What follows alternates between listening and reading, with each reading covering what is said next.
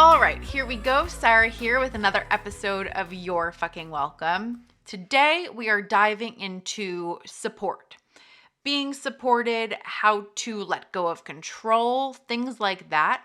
Because as much of a possibly boring, basic, or vanilla topic as this can seem, it goes so deep and there's so much going on under the surface that I feel as though so many women that I speak to, they're struggling with the same types of things. And again, it goes to depths that they don't understand at all or don't see at all.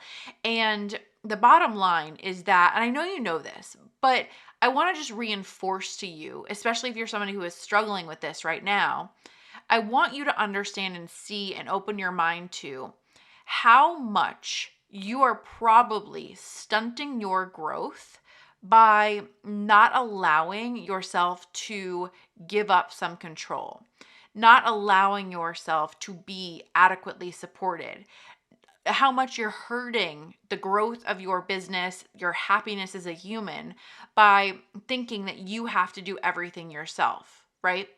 It really is, again, like I feel like it's why I joke a little bit about the fact that it's like, okay, this basic vanilla topic, which it can feel like, whereas having experience, especially of like selling marketing programs or selling programs that are, specifically money-making programs, the sexy, shiny stuff like marketing and sales funnels and Facebook ads and audience growth, those are the things that I can snap my finger and I can make money off of.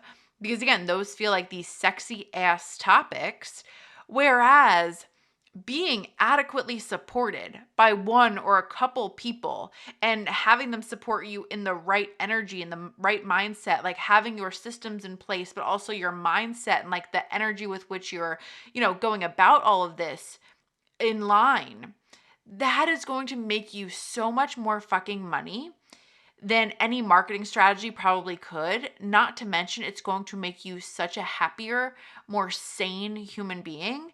And trust me, this is not something that I don't still struggle with in some ways, but I speak to so many women and so often they are struggling with this. I already know what they're going to say before they say it. Like it's always the same type of shit. It's always the same type of stories or struggles or mistakes or, their preconceived notions about what being supported actually has to mean. And so I just want to dive into it all for you because especially if we're talking about scaling up in your business, letting go of some control is really going to be required. And I know that's not always an easy thing to do, but really, truly, I feel as though it is required. And so I wanted to help you, again, learn and understand the things that I think are the most important in allowing yourself to do that. Okay. So it's a little bit practical. It's a little bit mindset. It's a little bit of all the things. So the very first thing that I want to say, and this is really the first point that I will almost bring up when I'm teaching you or sharing with you how to do anything, because nothing else matters if this isn't clear. And that is that you need to not only know what you want, but you need to own what you want. I have had literally 100 plus women, if we have this conversation, 99 of them have told me that they have hired somebody in the past and it was a nightmare. It didn't work out. They wound up spending money for, just basically to be frustrated. And that put this bad taste in their mouth in terms of, wanting to hire somebody else and trying it again. In almost every one of those cases, not all of them, but almost every one of those cases, we can trace one of the issues back to the fact that when they went to make that hire, they were not specific with what they were looking for. And more than like the boring shit of like, I'm looking for somebody to, help me with my social media, they're not declaring really exactly like how they want to work with somebody, right? I want you to understand that when it comes to anything, right, you're dating or this, there is nothing wrong with you really having this gut check moment with like, what would my dream scenario be? If I had a magic wand, what would this dynamic look like? if I really could go there for a moment, if I could really give myself the permission to name how I want my days to look, how I want my podcast recording situation to look, how would all of that go? And I've said this many times about men, specifically for me, when I'm talking about like dating and things like that. But like, the bottom line is I have so much faith and trust in the fact that like my next relationship, I have like a list, if you will, but not like in that way that I really have like a list, but like I know now going into that next relationship, these are the things that are like non-negotiable to me. Things like me really feeling supported and like somebody caring about my career, like somebody I can really, again, be as vulnerable as possible with, things like that. And I'm saying all of that because I'm like not sitting here being like, it's like blue eyes. Like I have things that like feel like non-negotiables to me, like in terms of how I want to feel in my next relationship. And I don't remember if I shared this on the podcast, but I'm going to share it now because if I did already, I apologize. But I remember having a conversation. I was at dinner with clients. This was probably 2019. I was explaining the type of person I wanted to be with. And two of the women at the table were married. And they kind of just like laughed at me, like, ha ha ha, like nice dreaming or whatever it was. And I was so triggered and I was so irritated by their reaction about it because I'm not a moron. I don't think that I'm going to enter into my next relationship and everything is going to be picture perfect and flawless and we're never going to fight and he's going to be Prince Charming times 50. I am self-aware enough and I'm realistic enough to know that no relationship is ever going to be perfect. But I refuse to go into a situation being like, I'm not going to get the 10, so I may as well just like settle for whatever happens, right? I'm going to aim for the 10. I'm going to be realistic enough to know that maybe we'll probably be at a 7, maybe we'll be at an 8. But I'm going to do that before I'm going to fucking aim for the 5 because I don't think I can get the 10 only for it to fall to a 2, right? And so my point in using that example is whoever you hire, whoever is there in your business supporting you, they're going to make mistakes. Nobody is ever going to come into the situation reading your mind, having a crystal ball, not making errors from time to time. Like every single one of us are going to make mistakes, of course. And so, of course, we're going to give that person that we're hiring grace in that, right? Like I've always said to Gretchen from the very beginning, like I would say I don't want you to make like silly mistakes. Whereas at the same time, like a mistake that is a mistake, I can live with. Whereas I can't live with like telling you the same thing 6 times, or I can't live with you not caring about your work. But like if a mistake happens, we'll figure it out. Unless you're wiring $200,000 to the wrong person, like we'll be fine. I think sometimes we act as though like we could break our business by sending the wrong email, and some things don't just have to be that big of a deal. And so my point is like you are going to hire somebody, and again, they're probably not going to be picture perfect because that's life. But I want you to at least aim for the ideal situation. I want you to declare to the world in that thing that you're, writing up or where you're describing it, wherever, like, this is what I want. I want somebody who understands that it's of the utmost importance to me that like you follow directions and like you find answers yourself, that you're good at XYZ. When I was hiring a producer for this podcast, right? I knew, knowing myself, I know on Last Minute, a couple of the quotes that I got initially, or like the people that I spoke to like a while back, like a lot of them, their lead time was like 2 weeks to edit an episode, and that's fine. They can be on their own timelines. I knew 2 weeks was a non-negotiable for me. Like the 2 weeks wasn't realistic for me. Like I needed a shorter lead time. And so I was very clear about that when I was making that new hire, right? And so so much of this comes down to, and this is what I mean by this is so much deeper than just here's how to outsource. It's like, I want you, especially as women, I feel like I want you to understand that like, just like I always say, like your success is not like the weather. Like it's not like this thing that like we have no control over. I want you to stop acting as though the support that you get in your life, whether it's romantic or whether it's in your company, is just this thing that we're going to like be doing on a hope and a prayer, and hopefully we get what we want. I want you to take ownership of what you want. I want you to command essentially the scenario, the dynamic that is going to align with your life and with your business. And at the end of the day, and I want to be, at the end of the day, right? We pay people to make our lives easier, essentially, right? And so that's important. Just like I said, I think it was in the last episode, like selfish people live longer. Like we need to put ourselves first when it comes to our company. And I'm so, I was going to say sick of, but that sounds a little bit harsher than I mean it. But I do get really frustrated when not at anybody, but I get frustrated at this whole dynamic of speaking to so many women, and there's this whole collective like feeling or belief that like it's not okay to put ourselves first, or it's not okay to really again command what it is that we want. As a business owner, right, you are in charge of a company. It is your vision. You are steering the ship. And I'm going to use that example again in a second.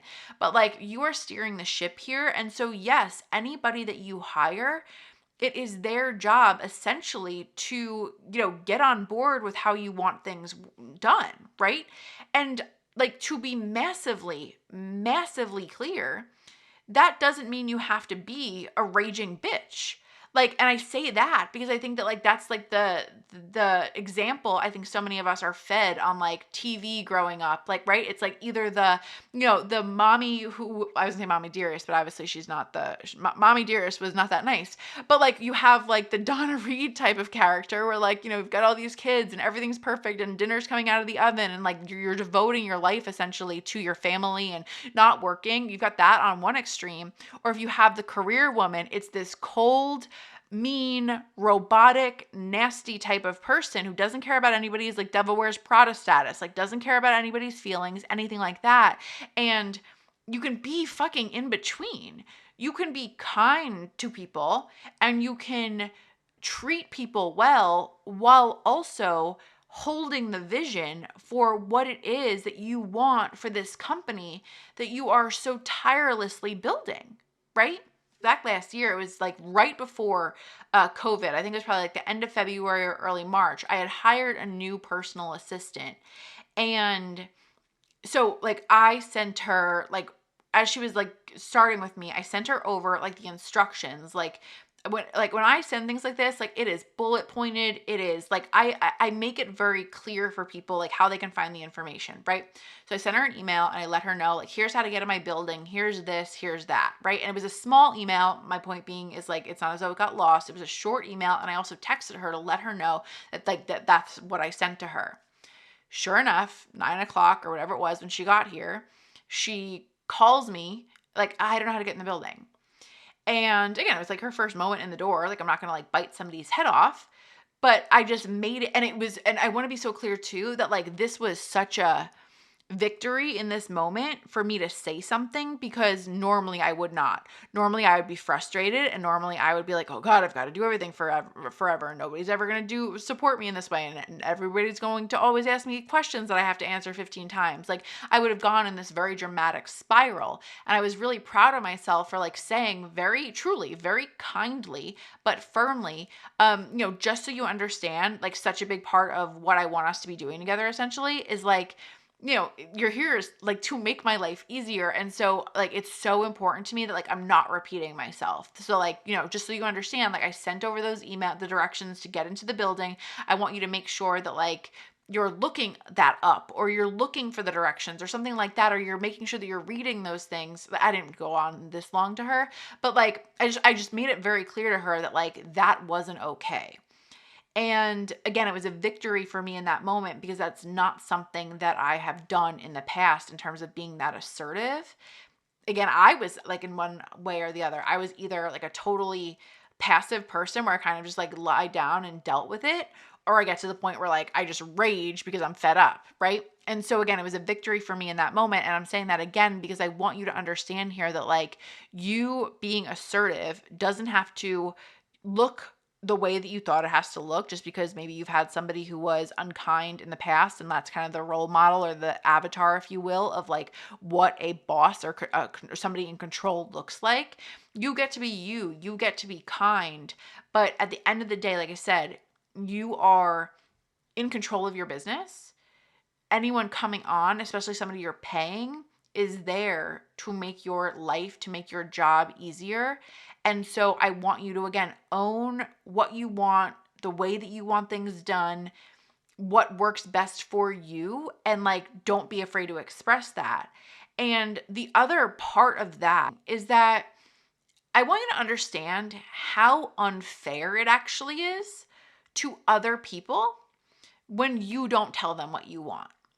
Because people want to support you. People want to support you. The people you hire, that person coming to a job that first day or getting started with you, like, they want to do a good job. They want you to be happy with the work that they're doing. They don't want to guess what you want. They don't want to be like in that moment where they're like, okay, she said this, but I don't really understand it. I'm afraid to ask. People want direction, especially people who are in the support role, right? They want to know what you actually want. And so I want to just reinforce that to you, because I think sometimes we think, especially as women, we think we're being nice by not saying anything. And actually, sometimes it can be the really like almost unkind thing to do and put more pressure on people to make them, again, guess their way through it. And so I want you to really, really, really understand that and really embrace that like you're not helping anybody when you keep quiet about what it is that you actually desire. And that actually, not only are you going to get a better outcome, a better result in terms of the job being done, but you're going to make that person happier and more fulfilled in the working relationship or the personal relationship. And really, that's the goal all the way around, right? The next thing that I want to say is that, and Gretchen gets all the credit for this because it was really helpful to me when she said this. But long story short, I went through a situation last year, early this year, where without going into detail, I made a hire that it just didn't work out the way that I wanted it to. No hard feelings, nothing like that. But it just wasn't the situation, the relationship that I'd kind of had in mind when I went into the situation to begin with. And I definitely take responsibility for parts of it. And the reason for that, and the thing that I want to talk to you about today, is that I think I have been, and I am, somebody who is so used to being in control when it comes to my business, when it comes to my company, and not always in a positive way, right? I'm not saying that's always a great thing, but I went into this new relationship kind of so used to being in control and so craving like support in this bigger way that I went into it admittedly a little bit more passive than I believe that I should have, or that I would ideally have liked to. And I think in that, I really kind of like wasn't steering the ship essentially. And looking back on it and having a conversation with Gretchen about it was like, I caught myself, I said something along the lines of like, well, I didn't want to be controlling. I didn't want to, be too much, right? I didn't want to be too like direct in terms of like telling people how to do their job, whatever it was. And she goes, but there's a difference between being controlling and in control. And that was such a like beautiful thing for her to say to me, because the thing is that especially with our companies, with what we're doing, it, at the end of the day, is our job to steer the ship, right? I remember I said something along the lines of like, I was having this moment where I was being very dramatic about it with like, well, why do I have to handle this? And why is this happening? And why is it my problem? And I was being very dramatic, but then I was like, wait, but like, this is my ship. And so like, of course I have to steer it. And sometimes that can be overwhelming, but it's what we signed up for. So the bottom line is that we can enter into a relationship in which people are supposed to support us. And there's very much a happy medium. There's very much a sweet spot between not at all expressing what you want and not, again, being direct in terms of how you want things to go. Whereas again, the other side of the spectrum where it's overbearing and it's, too much, you're not even giving people an opportunity to actually support you. The balance there's a sweet spot in the middle there. You have to know that you, again, it's your ship and you are in control of the vision. You have to hold the vision because nobody else is going to hold the vision or understand or know the vision for your company better than you do, right? Balanced out with, we're intentionally, of course, hiring smart people, hiring capable people that have strengths that maybe you don't, who see things that you don't, and you can rely on them to bring your vision to life, right? Based on how you've expressed you want that done, but also, again, not in this way where you're not steering them, right? There's a balance there, and it's really important to strike that balance. And it was such a good, again, experience for me and lesson for me in seeing that and knowing that I know how to rectify that as I move forward. And so, again, of course, I want you to understand the balance between those things as well. The next thing that I want to say is that, and this is going to sound weird, but I want you to know that it's okay to be vulnerable. And why it might sound weird is because God knows I don't have much experience in this, in the sense of, being vulnerable and opening up when I'm like struggling or asking for support, things like that. Being who I am somebody who is so, again, always in like problem solving mode. And so when something goes wrong, what I have often found myself doing in all different types of relationships is, rather than expressing that maybe I'm overwhelmed, that I need help and I need the support, I go into, well, how do we fix this so it never happens again? Or how do I find the solution? And I'm, again, certainly not great at this, but I've come a long way. And I was having a conversation with a client yesterday who was dealing with something. It wasn't the same thing. It wasn't her like having somebody work for her, but it was her. She's kind of like in a partnership where she's doing something with another person. And she was feeling a certain way about certain things and, was kind of afraid to bring it up. And I was like, don't forget here that it's okay for you to like open up and be transparent and be vulnerable, in the sense that like, here's what I'm going through. Here's what I'm struggling with when it comes to this dynamic. Here's what I'm feeling. Here's what's frustrating me a little bit. And like letting that person, especially assuming you trust that person, right? Letting that person hear you and have an opportunity to step up to the plate. Because just like I was saying before, it's often a thing where we think we're being kind by not giving people directions or, not speaking our mind. But so often, that person on the other side of the situation, like I said, they want you to be happy, right? But you're not even giving them an opportunity to be happy, to make you happy, because you're not opening up and being vulnerable about what you're struggling with or what it is that you actually want. And so I think that even though it's probably not your nature in like what you believe entrepreneurship has to look like, I want to just reinforce here that it is okay that to be the boss and to still be vulnerable. And like that doesn't mean, you're calling your employees or contractors bawling your eyes out and acting, unstable, of course, but it is okay to say, you know what?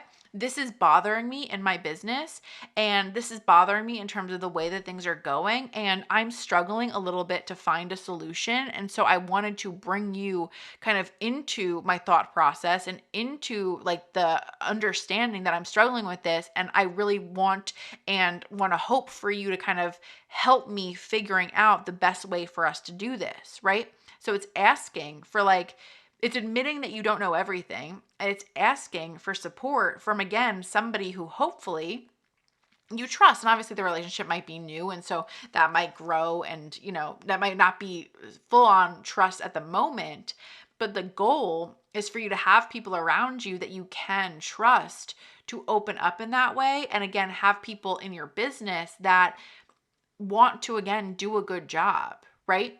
I want to have people on my team, in my corner, whether it's friendships or anything, that want me to be happy, right? And of course, me for them as well. And so if we're working on something, right, I want to be in a situation where I can open up to that person that I'm struggling with the way that this is going. And I want somebody in my corner that cares enough that I'm not happy with the way that things are going, and they're willing to adjust as well, right?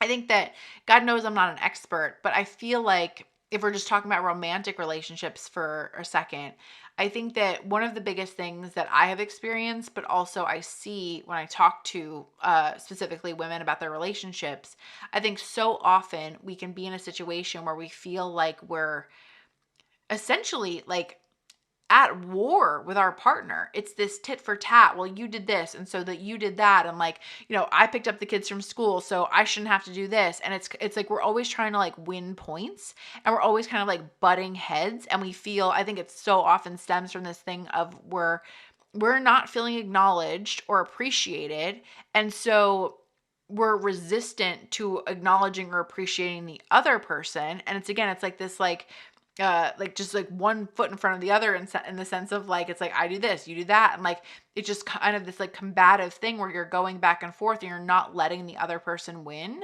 And again, so I've experienced that, and I've also seen it with other relationships, but I know for sure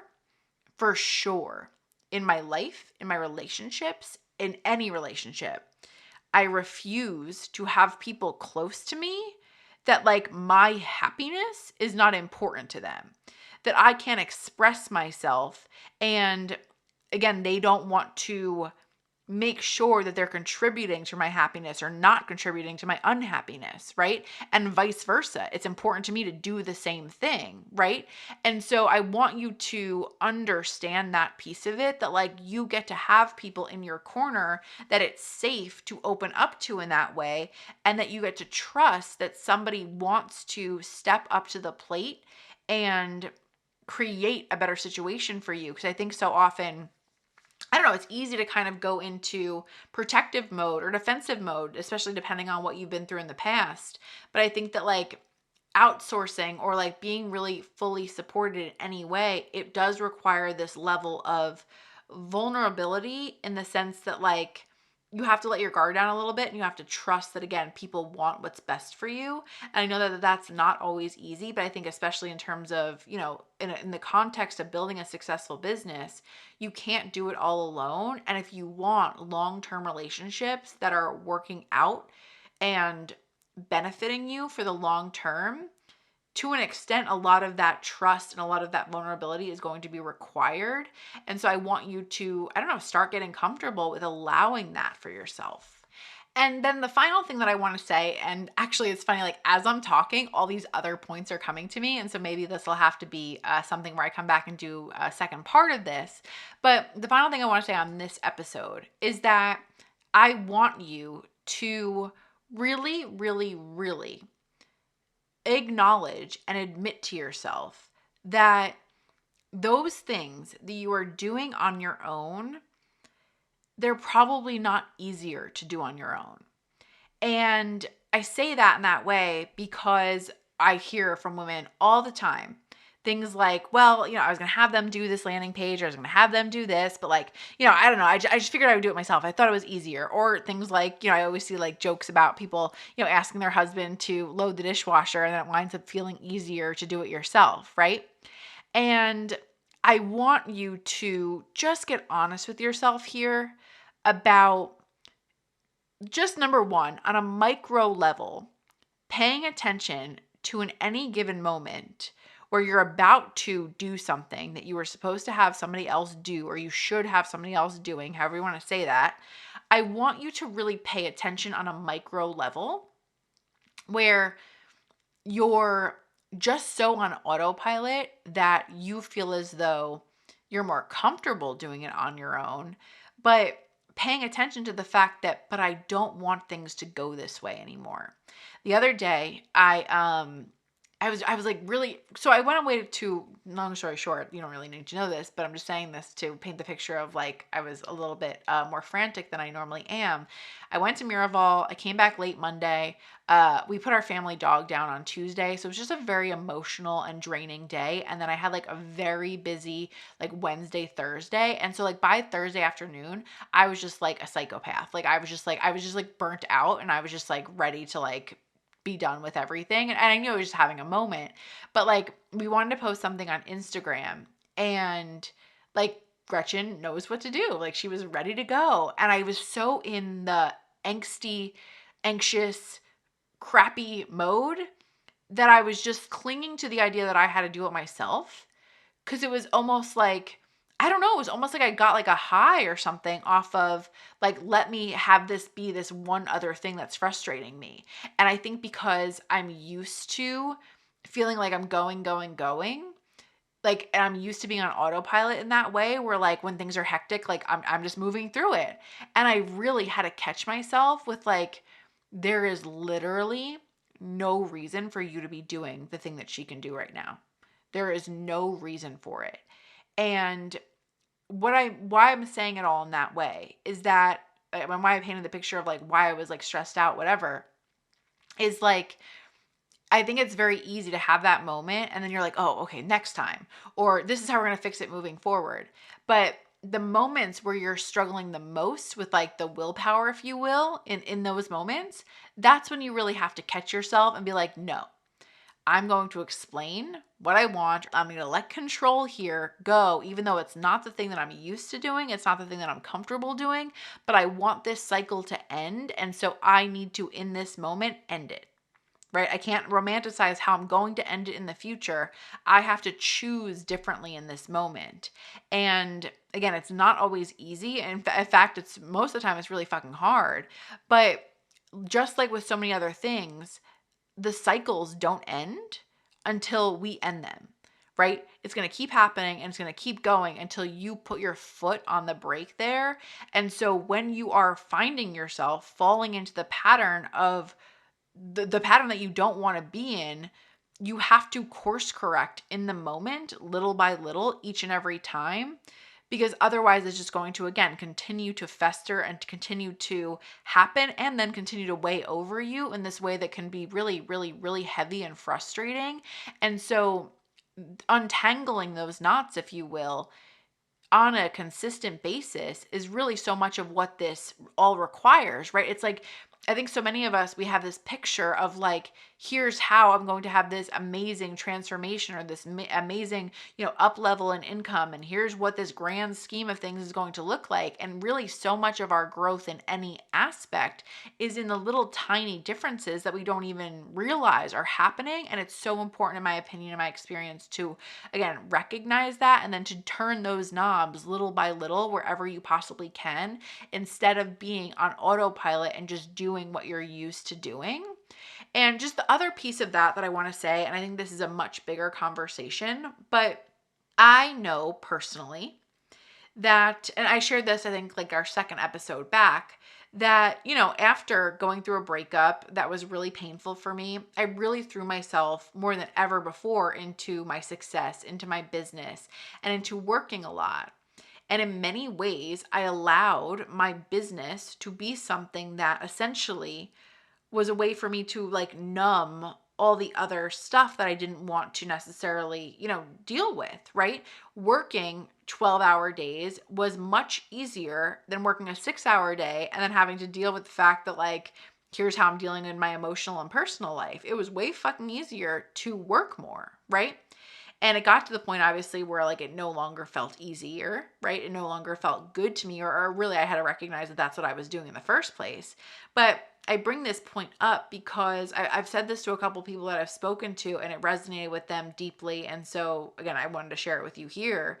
But if you are somebody who is just so used to working a lot to avoid other things in your life, right?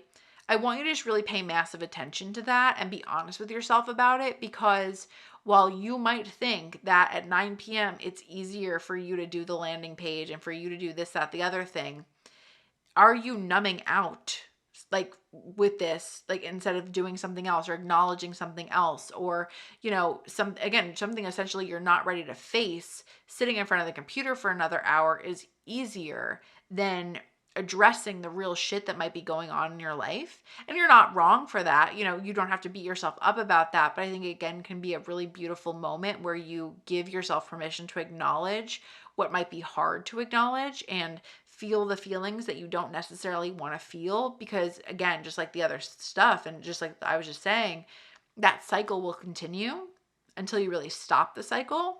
At the end of the day, making money is important, of course. Building a successful business, our ambition, all of it is really important. But what it all comes down to is, how do you want to live? How do you want to live your life? Because you can make all the money in the world, you can work your ass off, but if you're unhappy, if you're lonely, if you're unsatisfied with the way you look, like all these other things that like might be bothering you, like it's not going to necessarily be fixed or go away once you build your business to a certain level. Those things are still going to be lingering, and the money that you're chasing or the business success that you're chasing, it doesn't mean anything if you're not living the life that you actually want to live, and you owe yourself the opportunity to live the life that you want to live. And so, I know it's corny, but like, don't get so busy, making a living that you forget to have a life. And so again, I find that this happens when it comes to being supported, when it comes to outsourcing, because I think a lot of people convince themselves that it's easier to do it themselves, but actually it's easier to be in business mode so often than it is to face things that you probably have to face in your life outside of business. And the earlier that you can give yourself that gift of acknowledging that and then correcting that, truly, I believe the happier you will be. And I promise you that I have learned that lesson the hard way. And so, take it from me, because again, it was something that went on for way too long, and it still goes on sometimes. But, and again, not to be cheesy, but like, nobody on their deathbed is going to be like, I wish I worked more, right? You're going to wish you had more fun. You're going to wish you had more relationships. You spend more time with your family, all of those kind of things. And so don't get so busy avoiding that stuff, right? That you're throwing yourself into business to create a business, right? To do all these things that A, you don't necessarily need to be doing, or B, you don't even want in the first place, right?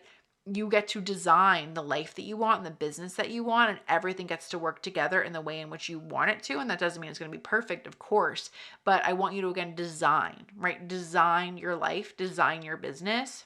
And really, to go back to the first point, you get to have what you want. So you have to decide what you want, and you have to own what you want.